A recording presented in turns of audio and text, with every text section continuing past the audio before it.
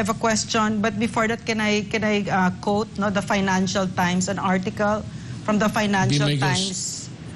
It was Financial Times, January 2023. It's by the American Lieutenant General James Bierman. He said, "Why have we achieved the level of success we've achieved in Ukraine? A big part of that has been because the Russian aggression in 2014 and 2015, we earnestly got after preparing for future conflict, training for the Ukrainians, prepositioning of supplies, identification of sites from which we could operate, support, and sustain operations. We call that setting the theater. And we are setting the theater of war in Japan, in the Philippines, and in other locations." So this validates exactly what you're saying, Mayor. And I'd like to tie it up kasi, Mayor, with ang sabi kasi ni President Bongbong Marcos, Mayor, that he's not going to allow war.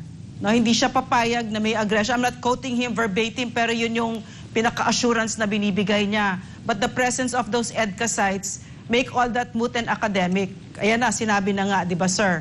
So, and again, Mayor, it's again from Amerika. We know what America is, di ba? It's a country with very shameless war policies and very imperialist, and they start wars halfway around the world where not one drop of American civilian blood will be shed nor any destruction to their country, whereas while they cause carnage in countries halfway around the world and even irreversible destruction of countries. So, kilala natin ang Amerika. And they don't even apologize. There's no show of remorse, even though they violate international criminal laws. Wala talaga. So, they've destroyed irreversibly Afghanistan, Iraq, lahat yan. So, yan ang record ng Amerika, Mayor. So, ang gusto kong tanungin sa iyo, Mayor, the one that brought this war to our doorstep is the Philippine president, the sitting president right now. No, so yun yung pinakadaming sa akin. Ang gusto ko kasing tanungin, Mayor, ano ba yung mangyayari dito? Ano ba yung recourse ng Pilipino? Kasi hindi ako makapaniwala because you said that this is not only is it an immoral war, it's an unconstitutional war. No, so Mayor, yung tanong ko dito, ano yung recourse ng Pilipino kung ang gobyerno ay ginagawa ang trabaho niya, yung pag-protect and pagdepensa ng Pilipino, how will that look like? What will for instance, the legislative branch of government do? What will Senate do? What will Congress do? What will you already answered about the AFP, no, Mayor? So how will that look like? Thank you very much, Mayor. Ano ba, answering the first yes. Yung predicate mo about America doing this and doing this for a country. And para bang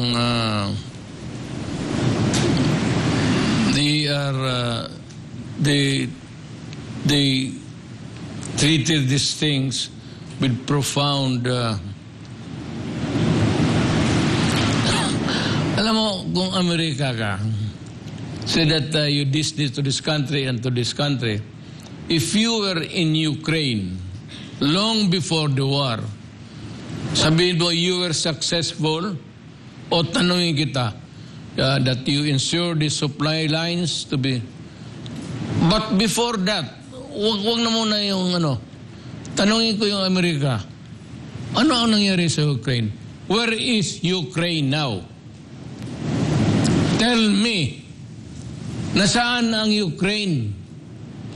There is no Ukraine to talk about. Why?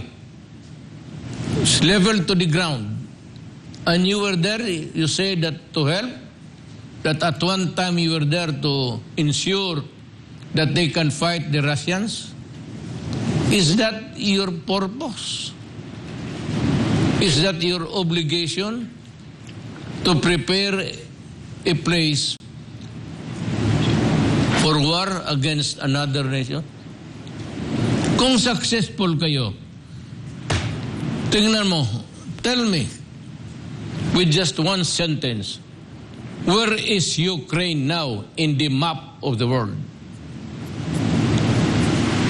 Is there any building there down the Eastern Front na nakatindig? Is there any tall building there that's still standing? And you say that you have help?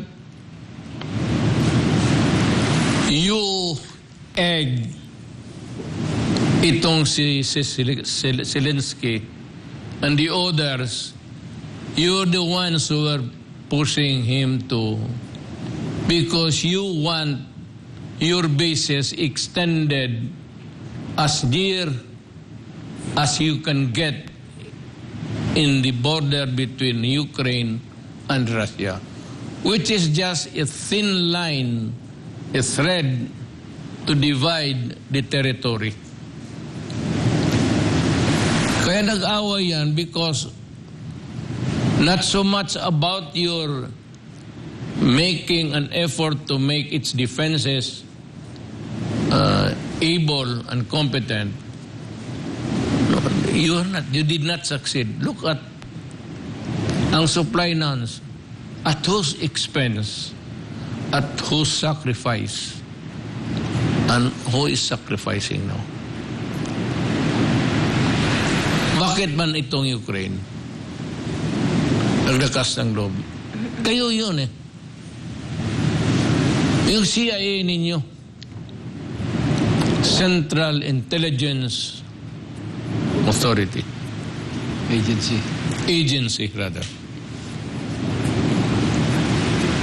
Kayo yan.